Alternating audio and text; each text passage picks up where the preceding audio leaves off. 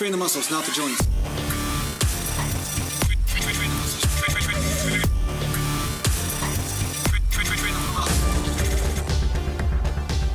Welcome back to Natural Galant Bodybuilding Mountain. And today I'm going to talk to you about a couple things. I'm going to do a few sets of bench, and I'm also going to show you an exercise that I do on the squat rack that's different than usual, but I just do it once in a while if I don't feel like setting up some weights and I just want to get a good stretch in the lats. It's with the TRX strap, right? So I don't really use that much, but once in a while I do, just for convenience sake, and sometimes just getting in a quick pump or a quick stretch around a muscle group.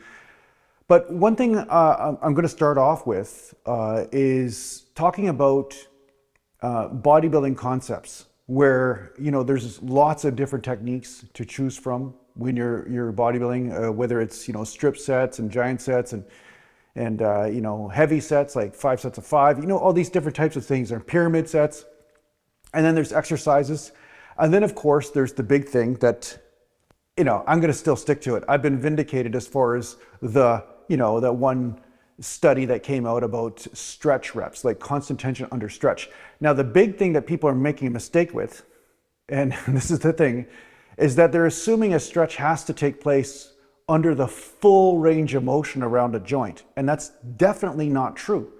Because if you stretch a muscle, right? So say I'm doing an incline and I stretch the muscle, the pec, but when I come down more, I'm just doing this with the shoulder. I'm not actually stretching the pec anymore. What I'm doing is I'm just stretching the delt. So depending on what place I want that stretch, right? Depending on the place I want that stretch will also dictate the range of motion which will create that stretch. I know this is complicated for a lot of the simple-minded individuals on the internet, but I've had so many people comment like, oh, it's, they're still just trying to be right. You know what I'm saying? They're still just trying to be right about I did everything wrong somehow and I won my national titles wrong. I was one of the premier natural bodybuilders in the world and I did it wrong. So I don't know what to do with these people, but like they say, you just can't teach stupid, right? So the thing is that I'm not saying you're supposed to do something my way. That's the thing that everybody forgets. I'm just saying do it the way that works for you, but this might be something that will reveal an answer for you to help you gain more muscle or to have more fun with your training and get more results. So that's the thing about that. Now, the other problem I see in the comments is that people always speak in absolutes. You see what I did there? Do you see that? Pretty genius stuff, right? Anyway, a lot of times people speak in absolutes anyway. A lot of times people say it's either this or either that. I talk about this, either heavy or either light training, or full range or just partial range. And people don't understand that it's always about what is appropriate in the moment and what is working in the moment, right? One of the principles around this is dead hangs. A lot of guys are talking to me and they're saying, no, dead hangs are the best thing for the shoulder health and everything like that. I'm like, no, I've seen people injure themselves doing dead hangs. That doesn't mean that sometimes dead hangs could be appropriate. Say a person has a frozen shoulder, or maybe they're doing a partial dead hang where basically they're hanging from a bar like on a squat rack, but they're supporting a lot of their body weight on the ground. Maybe they're getting a nice traction sort of thing going on with the shoulder, and maybe helping any sort of subtle subluxations. Maybe they're helping put that shoulder back in the right place. That could happen. Or maybe they're resetting trigger points in the rotator cuff from the stretch and contraction happening at the same time. But there are times where a dead hang will be devastating to you if you have especially at higher body weights, right? So say somebody's a heavier person and they're going to hang their body weight on their shoulders from a dead hang, like totally relax their biceps, relax their triceps, everything, right? That could be a devastating issue, especially if they have any sort of labral tear, which I'd say about 50 to 60% of people that go to the gym have a mild labral tear in their shoulder somewhere.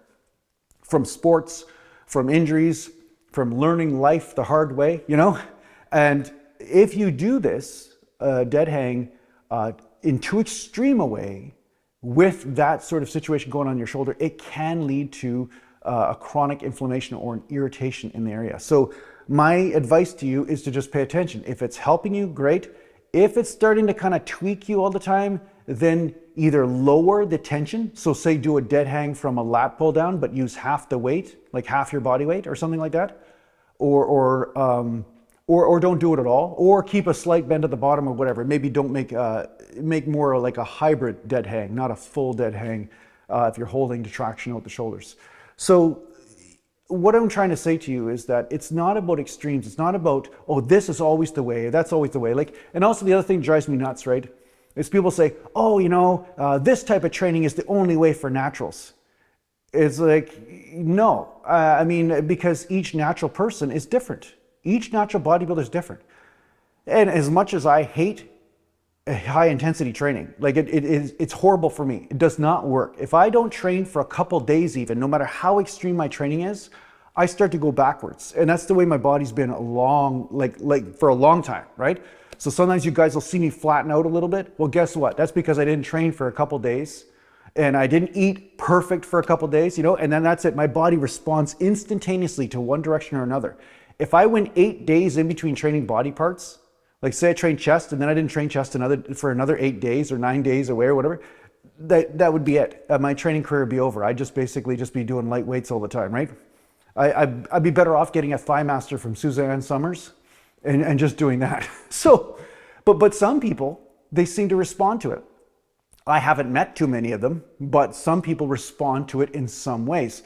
So there is a big soup of techniques and things that you can use in your natural bodybuilding, but it's about whether you are using it in the right way. And that the only way to know is to try these different techniques out, to try these different types of programs and movements and ranges of motion, and then see what is happening.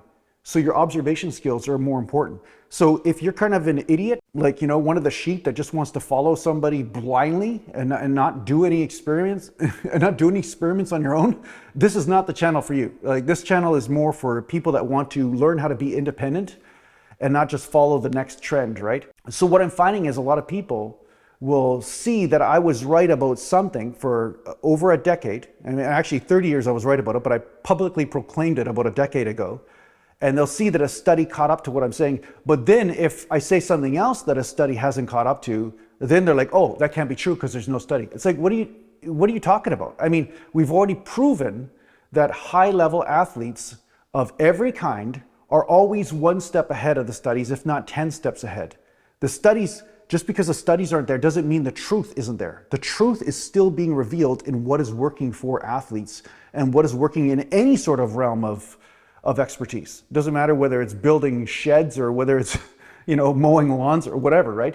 So what I'm going to say to you is that you have to stop worshiping the next person that jumps on a trend.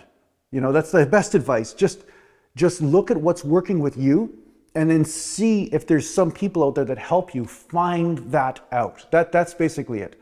But I will say that there's nobody that's going to be more right about your body than you, especially once you start doing this experiment for a long period of time. All right, let's do a warm up here.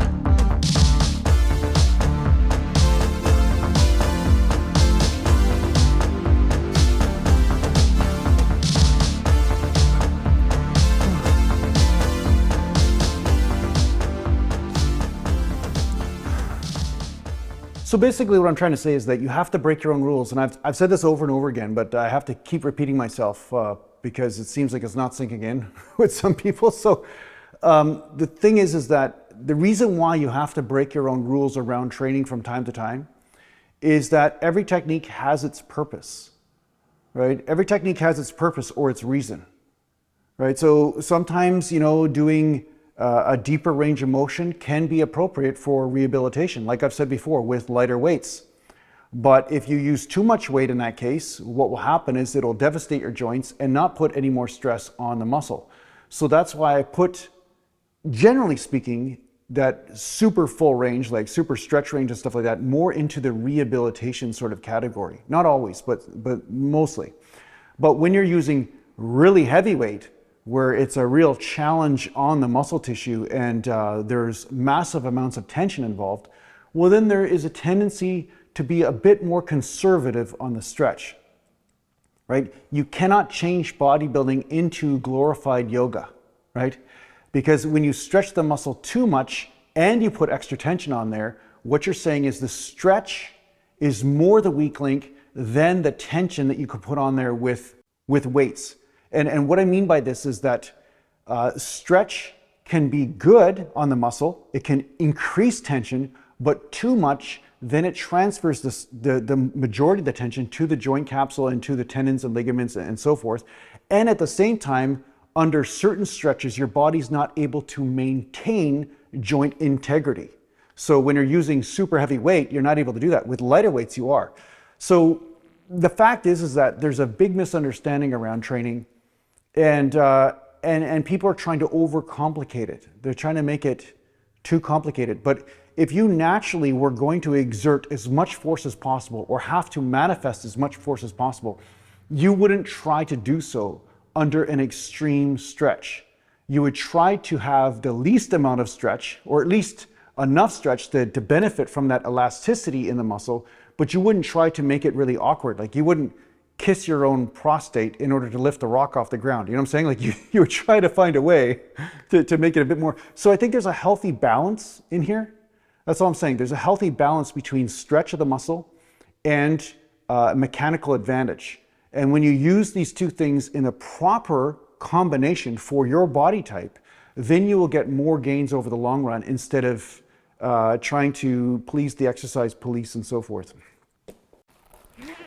If you're wondering what that music is in the background, that's Raiden. I've been playing Raiden on the arcade machine.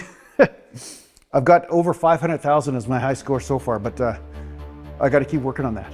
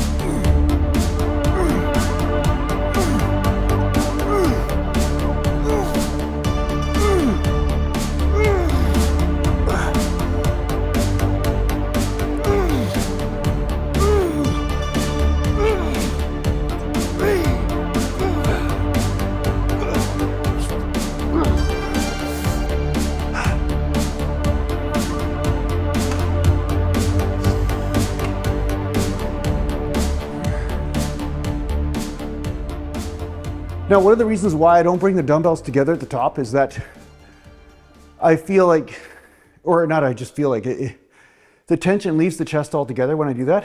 And at the same time, I find it also exploits instability in the shoulder, because a lot of times you're tense, and then loose. And then basically the muscles have to change their order of recruitment in order to keep the shoulder stable. And because I have this labral tear, that also exasperates that quite a bit, right? So with lighter weights, you'll see me lock out and stuff, and it's not a big deal. But with heavier weights, I find it's just more efficient to keep that stretch on there, and just everything is just perfectly stable the whole time because the muscles remain tight. So relaxing them at the top, I find it just creates a certain amount of instability and also causes fatigue, which isn't necessarily going towards fatiguing the muscle, but just fatiguing the overall system, right? So my goal is to use all the energy on the actual muscle that I want to hit. It's not to distribute that energy everywhere. It's to make sure that it's strictly and mostly on my upper chest muscle, not just on the shoulders, the triceps, the rotator cuff, like all around, right? So that's my strategy around that. You know, one thing that I'd like to say that might be profound. Maybe it will. Maybe it won't be. I don't know. It depends who's watching. But you know, the one thing about science, or you know, science as we know it right now, I mean, with our physiology and all that stuff, is that a lot of times it's based on the assumption that somehow we can outsmart nature. And in some cases, you know, there's some great leaps of knowledge that have been experienced by the establishment that has actually helped people and stuff. But when it pertains to bodybuilding, as much as you can outsmart certain aspects of the system, if you look to nature, you'll also start to find some sort of intelligence in how the body runs.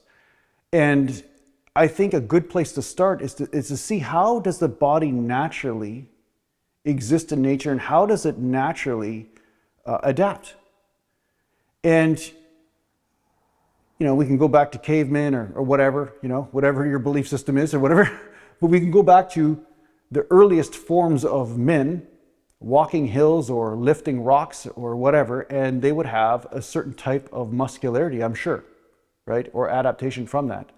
If we look at some, you know, let's just say Aboriginal type tribes of people who exist in nature doing certain types of activities, you can see that their physique achieves a certain level of development. Maybe not bodybuilding wise, but maybe perfect development for what type of activities they're doing.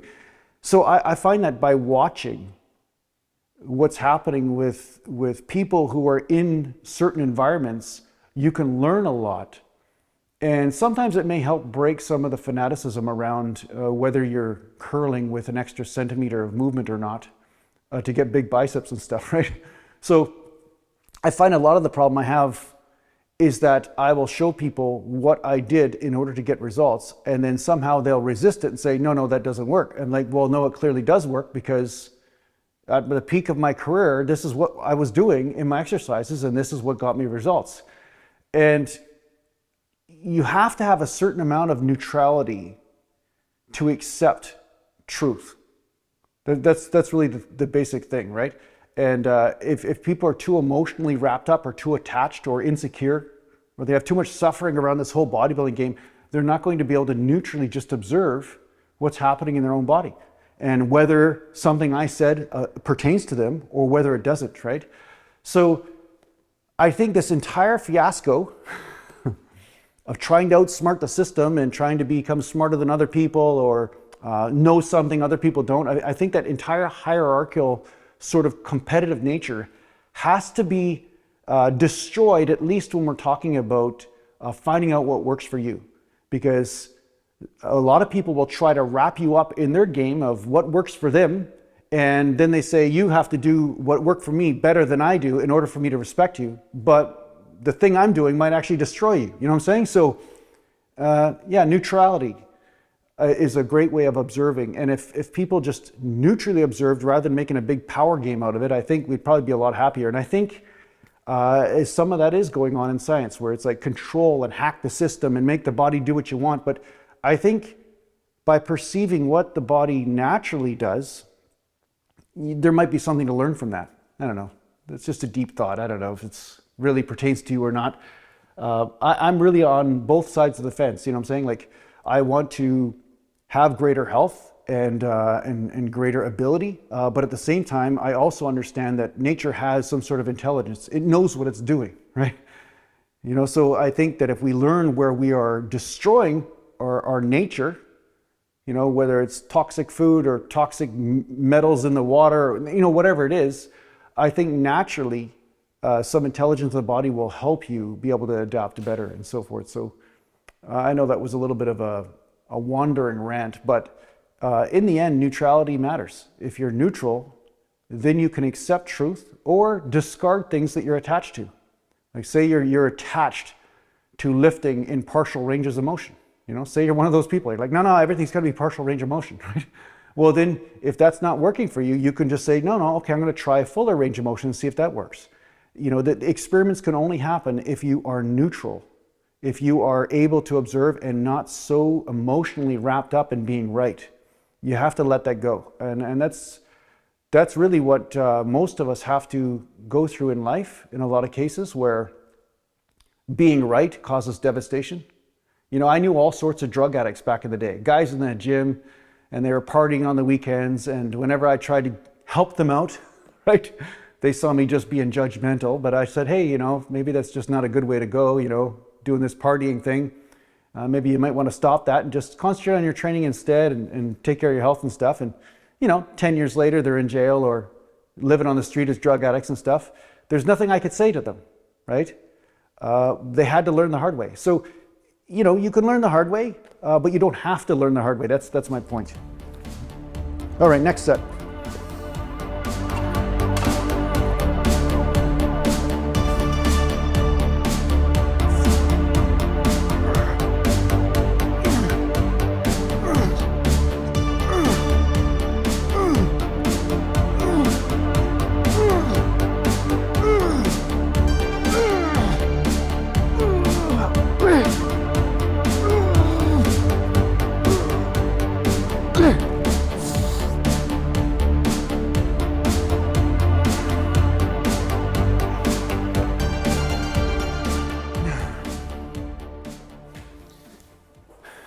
That was a good set.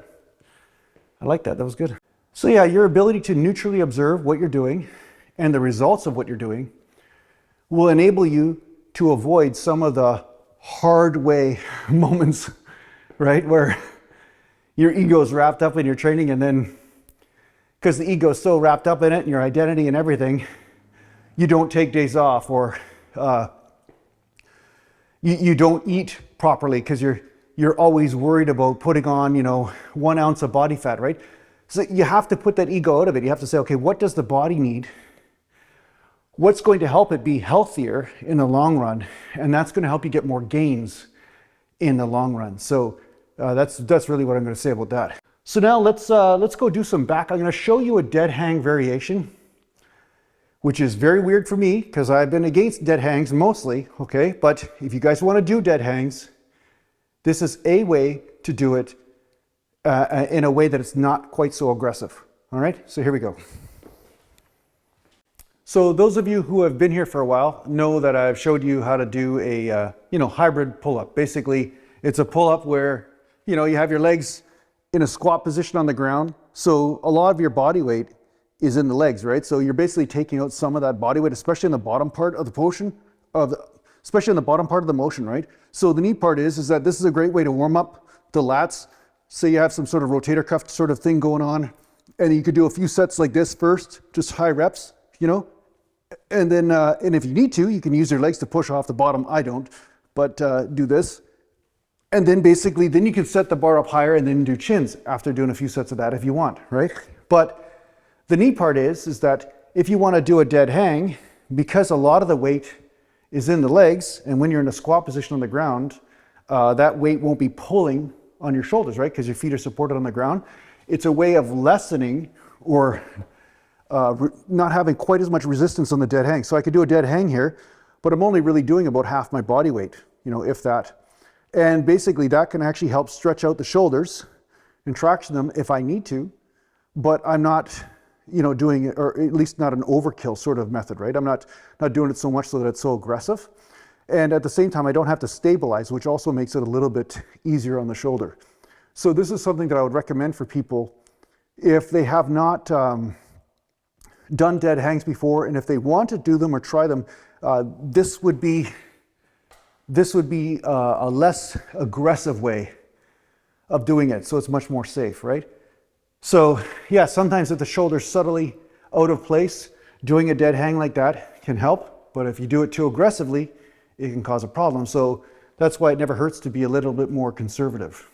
This is one of these TRX straps. So I don't really use it a lot, but this is kind of a neat way of using it, just because sometimes you want a bit of a stretch and a bit of a contraction, not necessarily doing a chin up, but maybe doing something from a different angle. And sometimes just changing up the angles can be useful for rejuvenating your enthusiasm, along with maybe making sure that the muscle is hit from all different angles. But this is something that I like to do once in a while. It's like a row, like a pull down. It's almost kind of a combination of both. But basically, anyway, I'll show you. Basically, I stick my feet up against this thing to keep me from, swinging through the mirror like Batman, right? But I put my feet up against this, and then I come down, and then I stick my ass out to get that stretch like a lat pull down. and then up. So basically I'm rotating all the way through. So I'm bending over a bit. And the nice part is I'm actually getting a bit of a hamstring stretch too at the same time as I come down. So you're basically teaching the body to keep flexibility in the hamstring at the same time as contracting the back. So it's a pretty neat version of a row, right? It's like almost like a lat pull down row. And like, you know, you could bend over even more to get more of a lat pull down sort of idea. But it does stretch the lats pretty good.